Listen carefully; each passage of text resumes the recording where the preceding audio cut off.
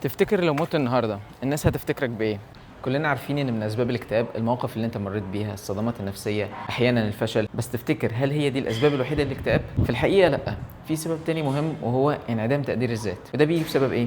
بسبب عدم شعورك ان انت ليك قيمه، يعني انت بتعمل حاجه، ان انت ما بتعملش حاجه اصلا، ان انت انسان تافه عايش في الحاجات اللي انت بتحبها، زي ما بيقولوا كده انسان فاضي، واحساسك بالضآلة. فخليني اقول لك، لو انت انسان بتهرب من المسؤوليات بتاعتك، ما بتعملش الحاجات اللي عليك، وحاسس ان انت ما عندكش قيمه، ففعلا انت ما عندكش قيمه وهتفضل طول عمرك في الاكتئاب ده. لان ببساطه الشخص اللي بيهرب من المسؤوليات عمره ما هيحس براحه ولا هيلاقي نفسه. وخلي بالك، مش معنى كلامي ان انت تكون انسان عظيم بيعمل كل حاجه زي ما الكتاب بيقول كل حاجه بتاعته صح، لا خالص. بس معنى كلامي ان انت تكون انسان ليك بصمه في حياه حد او حياتك انت على الاقل. وخلي بالك، انت عمرك ما هتعرف قيمه نفسك غير لما تعرف نقاط قوتك هي ايه، وتركز على نقاط ضعفك وتقويها، وكمان تزود علاقات هتبقى احسن معاهم، وده عن طريق ان انت تسمعهم وتحاول تساعدهم لو تقدر تحل المشكله بتاعتهم. ساعتها هتعرف قيمه نفسك وهتقدر تجاوب على السؤال، لو مت النهارده الناس هتفتكرك بايه بكره. بس كده، ما تنساش اللايك والفولو.